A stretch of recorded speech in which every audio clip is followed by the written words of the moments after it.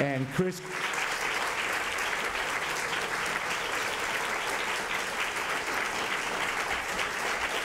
Coons, Democrat of Delaware. They're here with Jeff Rosen.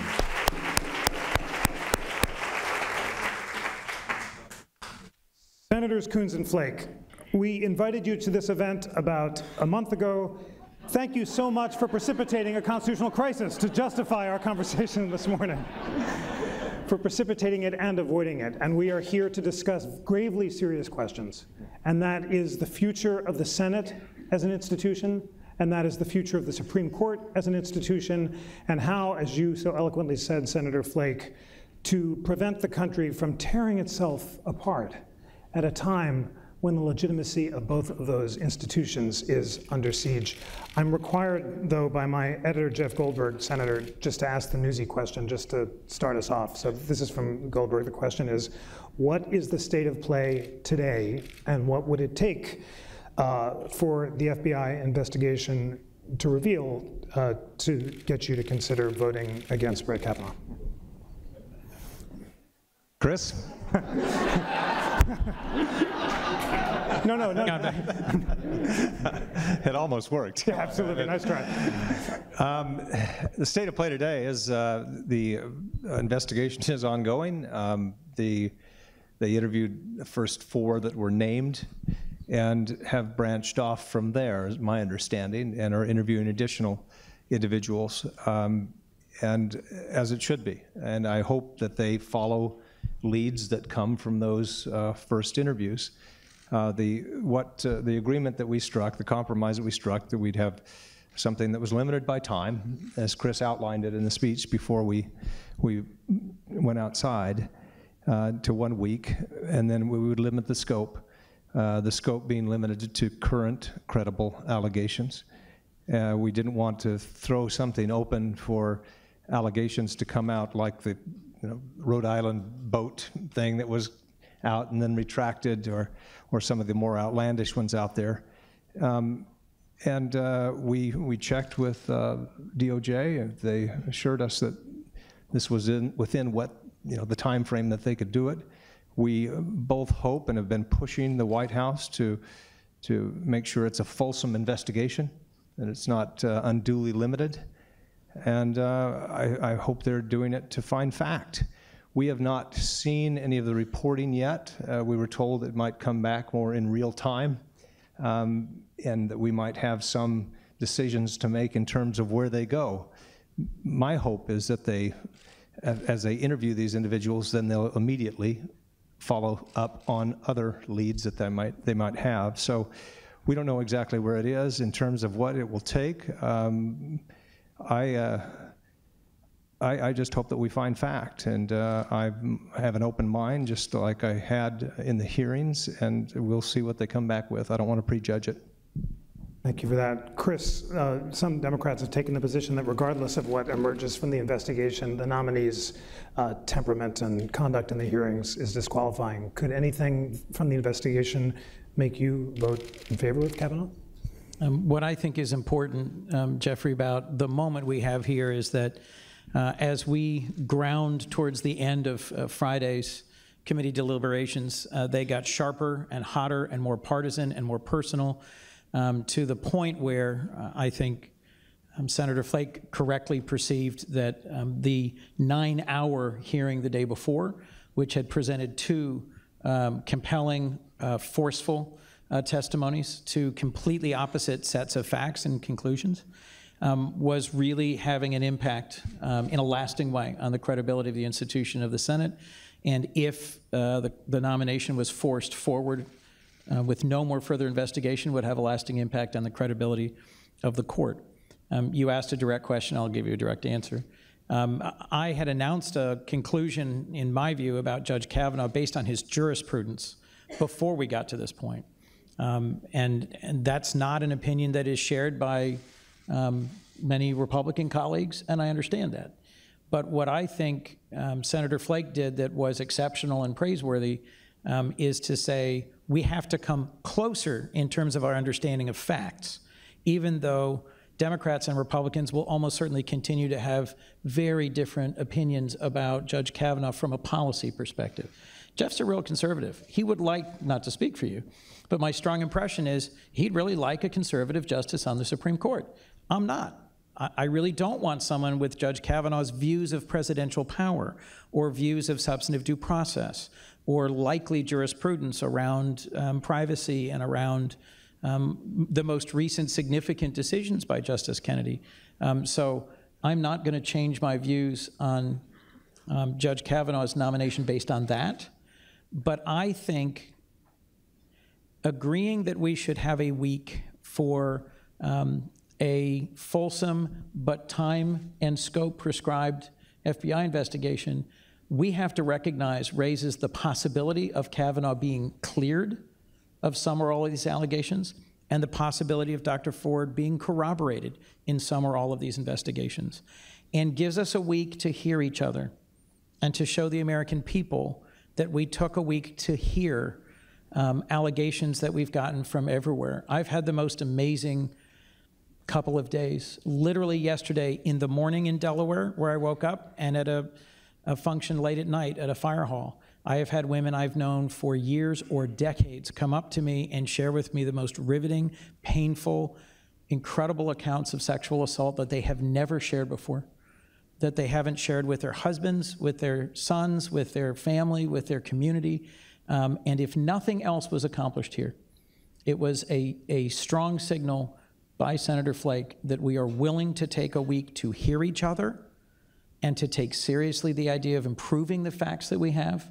It may not change the outcome whatsoever, but it's a really significant statement that the cooling saucer of the Senate can still, though cracked, perform its functions, and that the response Jeff got from you when we walked into the room suggests there is a hunger in the country for this to be not exceptional, but ordinary, for there to be reasonableness, even when we have such sharply different policy views. I genuinely like and admire Senator Flake. And it's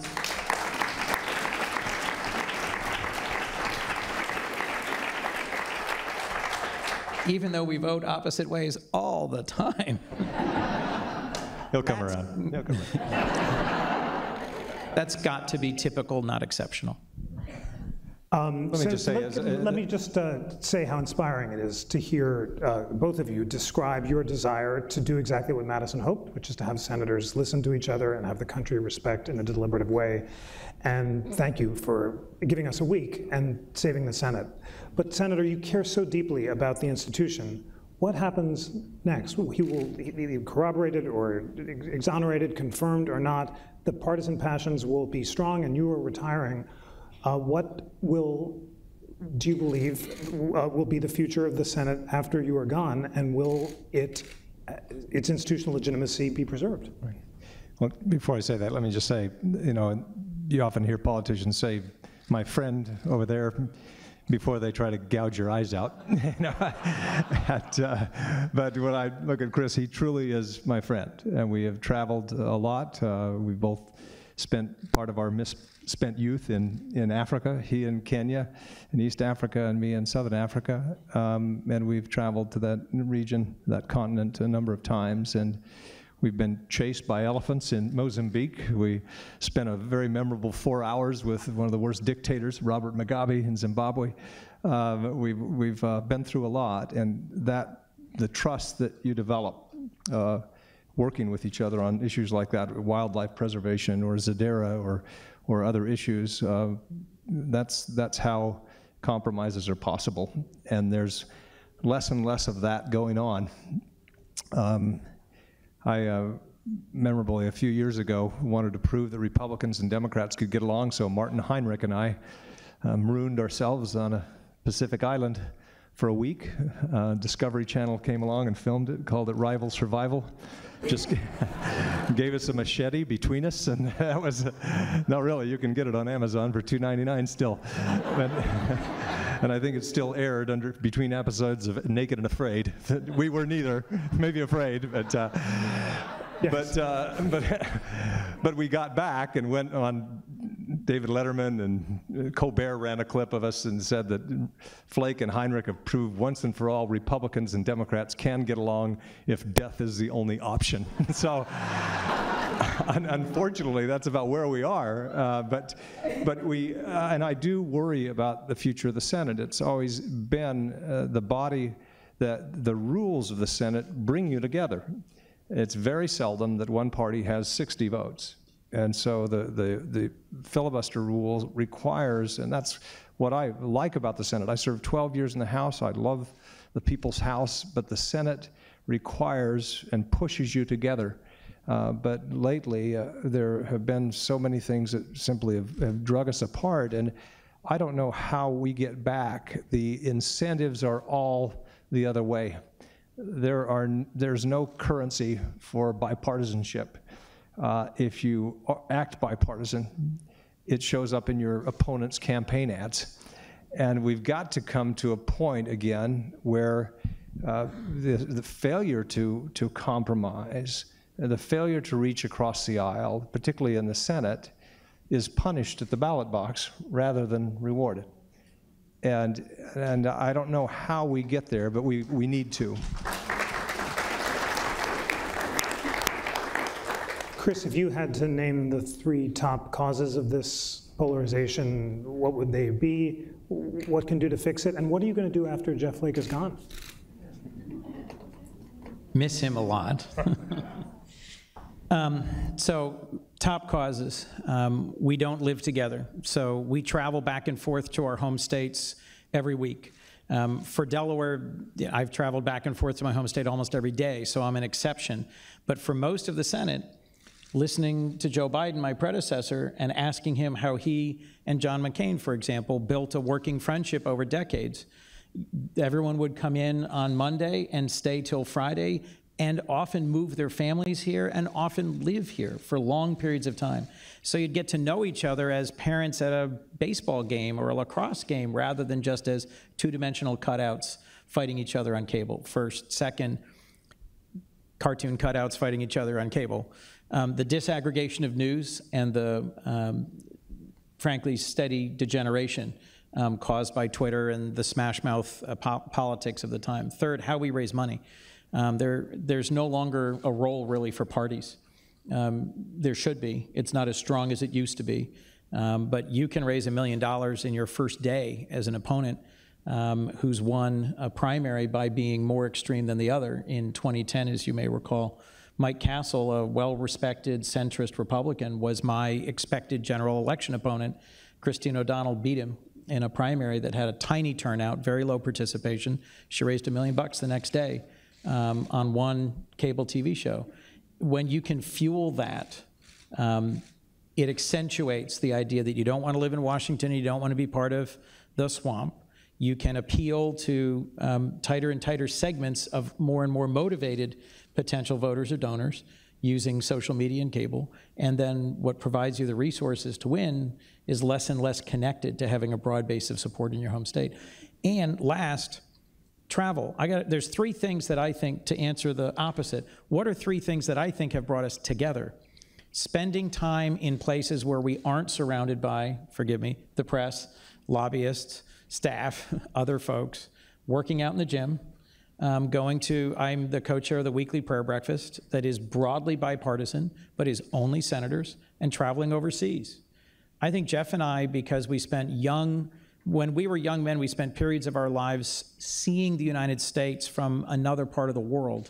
We understand the ways in which, when our democracy is dysfunctional, and when the world sees bickering and frankly, gridlock, there are competing models for how to organize society. And on the continent of Africa, they are ascendant. Democracy matters, and we have to act like we care about it and fight for it, because at the end of the day, there's other ways to organize societies. And as the founders saw, if you aren't careful about the mischiefs of faction, you will end up with a country that's no longer a model for democracy. Same question to you, please. It was beautifully said, and what do you think are the causes of this polarization, and what would you do to fix it? Yeah. He hit it. Not traveling. I mean, when I got here to Congress in the House, I read the book by Mo Udall, The Job of a Congressman. He felt his desire to talk about what it was like in the 60s. And I remember reading that. He said, we have in our MRA, or the office budget account, enough money to travel home 3 times a year. Travel back to Arizona 3 times a year. The rest of the time they were here.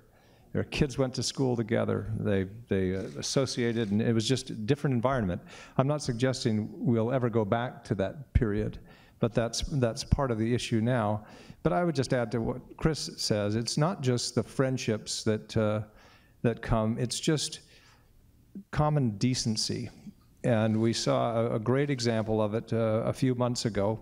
It was a vote in the Senate Foreign Relations Committee for Mike Pompeo. It was a tight vote. And it was mostly partisan.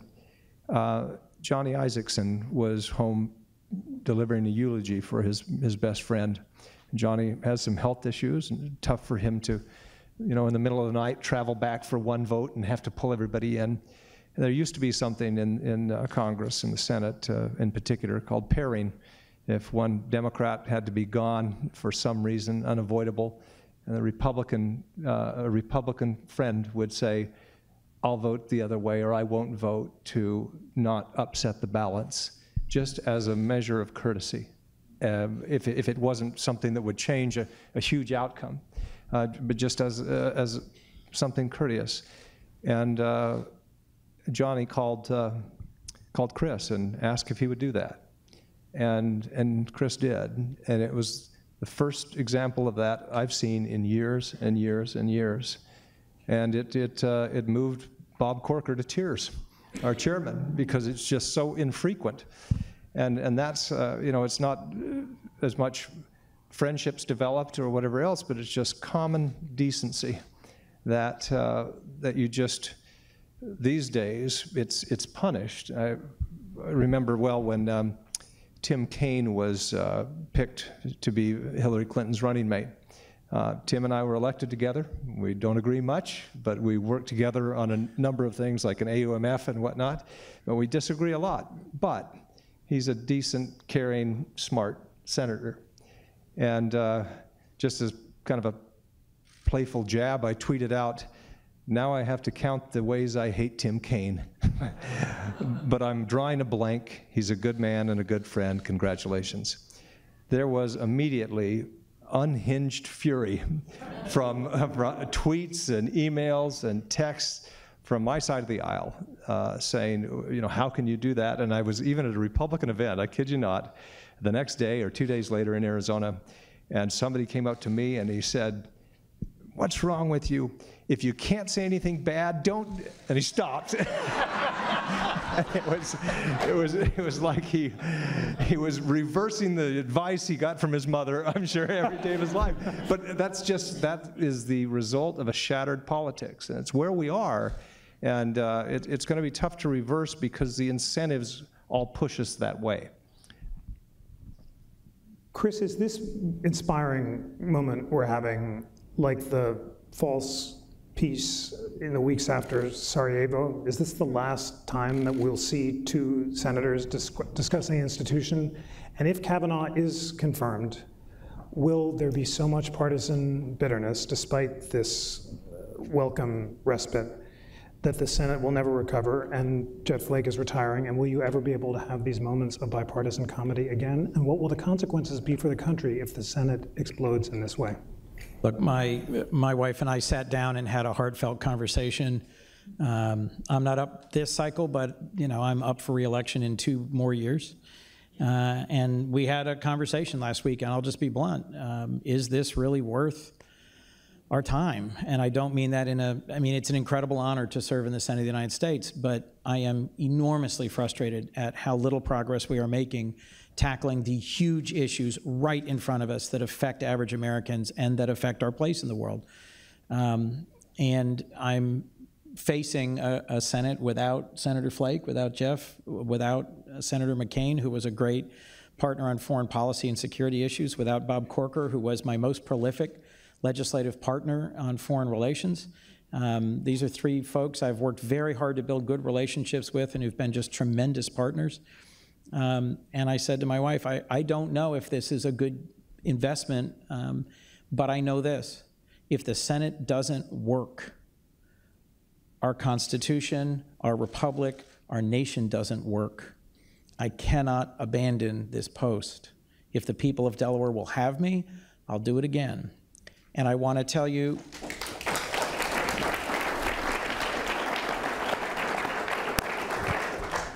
but my senior senator faced a significant primary challenge from the left in a way I haven't seen in my state in a long time. And the politics of my party are beginning to resemble the politics of the other party in ways that concern me. So 2 encouraging stories, if I can. Jeff and I went to Senator McCain's funeral together in Phoenix. And when I got back, I made a point of going up to several relatively new senators who I overlap with on a committee, an area of interest, an area of background, but where we don't really know each other that well. And I said bluntly, I want to come get to know you. I want to come to your state. I want to come to your home. I welcome you to mine. I'd like to go to worship together. I'd like to give a speech together. I'd like to find a way to legislate together. Because if there aren't people I can work with, there is really no point in my being here, first. Second, the very kind anecdote that Jeff shared about my doing some very small thing to accommodate my good friend Johnny Isaacson, which should be typical, not exceptional, was occasioned by, and this is meant to be an encouraging story, the day my father died, February last year. I was here in Washington and I got the news in the middle of the night, and I went to the floor and I looked about as miserable as I think I've ever looked.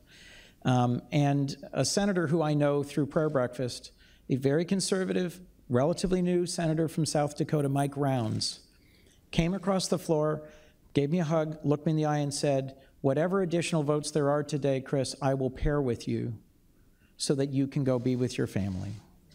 That touched me deeply. He is going to continue as a senator. Jeff has done amazing work on immigration and has really taken hard chances to accomplish immigration reform. Mike is someone who I hope to legislate with on a range of areas. He was part of that Common Sense Caucus trying to get to a solution on Dreamers and border security. There are folks I am hopeful I can work with. I doubt I will ever get chased by elephants in Mozambique with them. You'd think those elephants would have a little professional courtesy. No. But in answer to your question, Jeff, I just wanted to say that, it's up to you.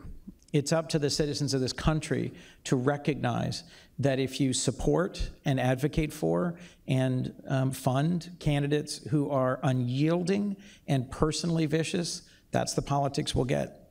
This is a democracy. My father served in the 1st Infantry for a reason. My brother in the 2nd Armored for a reason. They weren't there because it was expected and a hobby and a great way to build their resumes. They were there because generations of Americans have stood up for democracy and continue to do so today in hard places around the world. And if we don't feel like we mean it and we're not committed to it, then there are competing models for the world that would be happy to take our place on the world stage and in history. And I am determined that will not happen.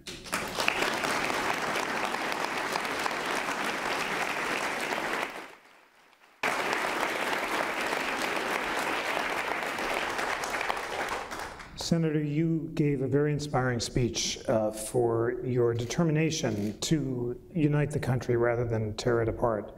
Once you have left the Senate, what will you do to advance that crucially important mission for the future of our republic? I know you're asked if you'll run for president, and I'll ask you that, but in addition, what will you do to shore up the institution of the Senate and to heal this wounded country for the future of America?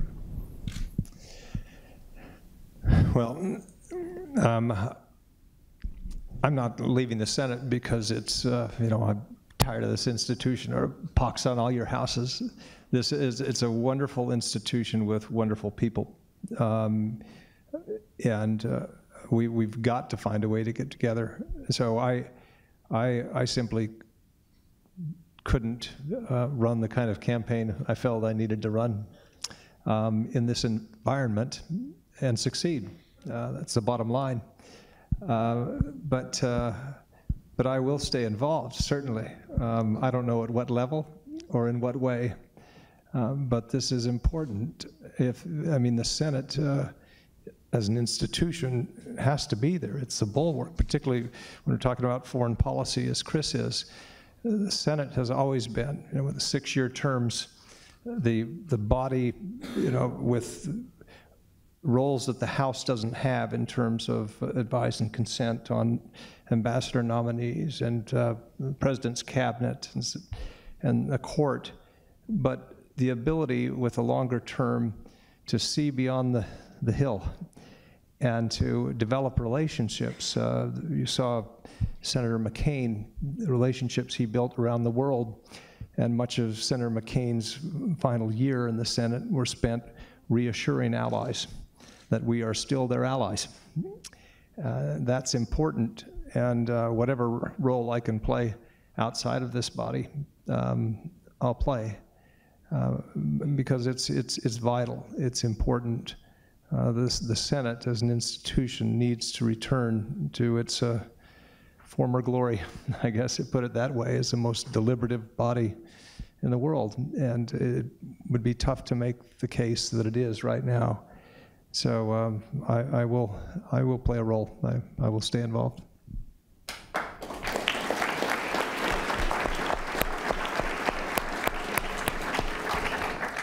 Let's talk about the institutional legitimacy of the Supreme Court.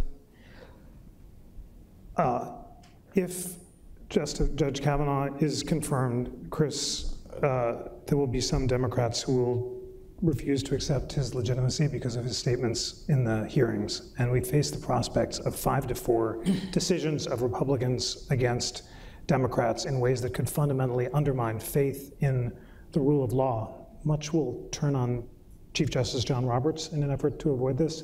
Tell us what you think Roberts must do, should do, in order to preserve the legitimacy of the court. Are you concerned about its legitimacy, and what would be the consequences of citizens losing faith in the nonpartisan legitimacy of the rule of law? Partly why this moment is so powerful and so fraught is that we have asked the Supreme Court to be the arbiter, the deciding point for some of our most personal, passionate, powerful issues as a country. So in the arc of our lifetimes, from racial integration to gun ownership, from marriage equality to now sexual harassment, issues have been put onto the court that cannot be easily resolved in legislative processes and that have taken a constitutional hue, but in some ways define our sense of ourselves and our scope and our role as citizens. How much can we contribute, and to whom, Citizens United? Can the government surveil our most private communications? How do we treat those who are captured in the course of combat? The Supreme Court is the place that we look to in the last 60, 70 years to make these values decisions for the country. We've been able to have it play that role and not tear the country apart, partly because of this legitimacy, which is intensely fragile. The point of the robes is to make them all sort of look more similar. They don't have an army, as I think President Jackson memorably pointed out. Their force is in their credibility as independent arbiters of the Constitution. It is gravely at risk. The way we've conducted ourselves as senators, the way we talk to each other, the way we describe these issues, and the ways in which Judge Kavanaugh's character and credibility have been challenged and put on trial, and ways in which he spoke to us as a committee that I thought were overly partisan. All of this is a steamy jambalaya that goes right at the credibility of the court. Chief Justice Roberts, I believe, is an institutionalist who understands how fragile the credibility of the court is. And, my hope is that we will conduct ourselves, even though it is inevitable there will be deep bitterness and anger and frustration at the outcome of this nomination, no matter how it ends, is that we will reduce the frequency with which we describe judges as wearing blue and red jerseys. In casual conversation, we now say so-and-so, comma, an Obama judge, so-and-so, comma, a Bush judge, so-and-so, comma, a Trump judge, as if that tells you exactly what they will decide. There are 2 new federal judges in Delaware where I worked well and professionally and easily with Don McGahn. They are Trump nominees. Senator Carper and I returned blue slips. They were confirmed nearly unanimously by the by the Senate, and I think will serve admirably and long on our court. Do I think it is fair to them to call them Trump judges with the opprobrium that that brings in my party, or to have the other party call them Trump judges with an expectation that that tells you the arc of their judicial service? No. And we've allowed that approach. We do wear red and blue jerseys. We are elected as members of parties and as partisans. We work hard to respect each other and know each other across that, but our judiciary has now been profoundly affected by the way we behave and speak. I think we are really at risk of losing that. And so, you know, Jeff spoke early on in this exchange about the ways the Senate is different from the House. Changing the rules on confirmation of judges, something Democrats did first and then Republicans followed our lead. Not having a 60-vote threshold, long periods of obstruction, holding certain seats open, refusing to confirm qualified nominees of the other party. I mean, part of Lindsey Graham's white-hot anger was because he voted for Sotomayor and for Kagan and cannot believe it is legitimate for someone like me to not be voting for a Judge Gorsuch, given his credentials. So I'm just citing an example that Lindsey and I had a conversation about. So, you know, there's a lot of he said, she said, back and forth, dislike, distrust between senators on this. If we have a court that begins to behave in a way you really can predict exactly how they will decide for the rest of their careers based on who nominated them, heaven help us, because the court cannot become as partisan and divided as the Congress and as the country. Senator, I'll just ask, what are your concerns about the future legitimacy of the court? What can Chief Justice Roberts do? And if Judge Kavanaugh is confirmed, some Democrats are talking about impeaching him in the House or packing the size of the Supreme Court, increasing it to 13 justices, as was done in 1800 and during the Civil War. What would you say to those Democrats about the effect of that on the future legitimacy of the rule of law? Well, it's tough. I mean, that was just, Chris just gave a tutorial on what, and don't expect me to weave in steamy jambalaya into any political discussion. It was incredible. But when I walked into that room on Friday and saw the food fight that was going on between our parties, just split on the dais, Democrats threatening to walk out and not even vote in the final vote, just going back and forth, just this vitriol. That's when I sat there, and then it came to Chris, and Chris gave a very sober, rational speech about, you know, how we could move forward. I thought that's what we've got to do, because the Supreme Court is still the last bastion of the last, you know, institution that most Americans have faith in. And as Chris mentioned, that's how it has worked for us to cede so much authority and give so much power to the Supreme Court, because people still have faith. If that faith is gone, then heaven help us. And so it is a concern. I was very troubled by the tone of the remarks. The initial defense that Judge Kavanaugh gave was something like, I told my wife, I hope that I would sound that indignant if I felt that I was unjustly, you know, maligned. But then it went on, and the interaction with the members was sharp and partisan, and that concerns me. And I tell myself, you give a little leeway because of what he's been through. But on the other hand, we can't have this on the court. We simply can't. And you know, talk of impeachment or stacking the court. It's going the wrong direction. And I mean, this dysfunction has many fathers. We can go back to statements made in the 1980s with Bork or Clarence Thomas hearings, or you name it. You can find a villain anywhere back there. The truth is both parties have engaged in it and have made the situation worse. And we simply have to elevate people to leadership positions and elect people who see it differently and understand the value and purpose of the Supreme Court. I do worry. This red and blue jerseys referring to each other, or these justices, by who nominated them.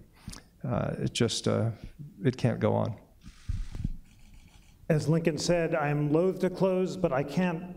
I must ask you each for very short final thoughts. Lincoln in 1838, as we talked about earlier, warned about mobocratic government and feared that when citizens lose their allegiance to the rule of law, then liberty and the republic will falter. Chris, what is at stake in this moment when the legitimacy of the Senate and the Supreme Court are under siege, and what do you want to tell your fellow citizens about what they can do about it?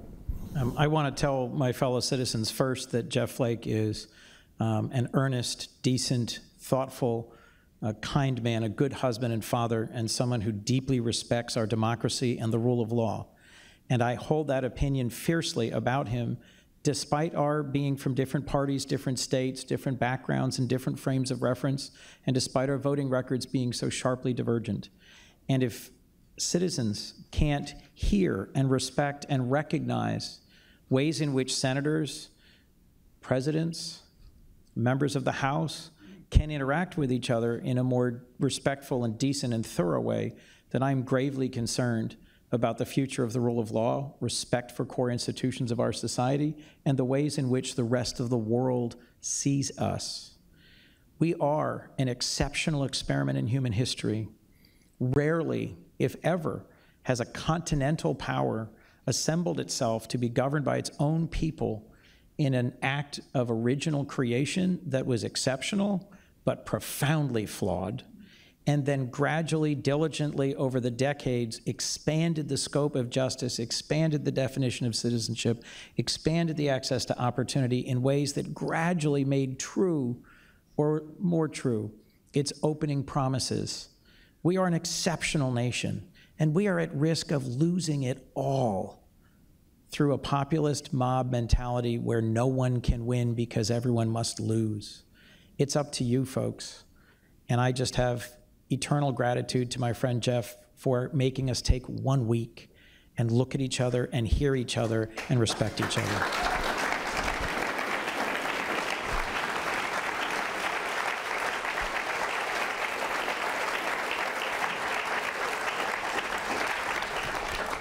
Senator, the last word, very appropriately, is to you, your thoughts and concerns about the future of the Republic and the rule of law, and what is your message about what citizens can do about it? I feel like reaching over and just dropping Chris's mic. I can't add to that. This guy is incredible. And the thing that I will miss most about the Senate is relationships like this, and being able to work together with people who I view as true statesmen in every sense of the word. And this notion that we have to see each other differently, or just one example, I was on that baseball field in June of 17, and when the gunman opened fire, and I just remember running to the dugout and seeing the bullets pitch off the gravel in front of me after Steve Scalise went down and whatnot. But if there's a memory of that stays in my mind, it's that turning and seeing that and just thinking, and it seemed like an eternity, why us? Why here? How can someone look on a field at a bunch of middle-aged men playing baseball, trying to relive their youth, and see the enemy?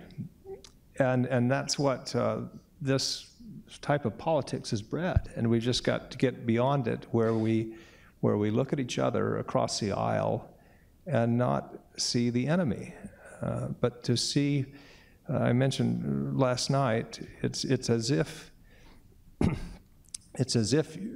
you want to heal yourself, to heal your own brain by taking out your heart. We are different parties, but we're part of the same organ, the same body. And you've got to work together here. Rarely does a party, like I said, have 60 votes. It would be horrible if that came to be for an extended period of time. We've got to find a way to look at each other and trust each other again, and not question each other's motives. And if we can do that, then we can be worthy of this republic that we have.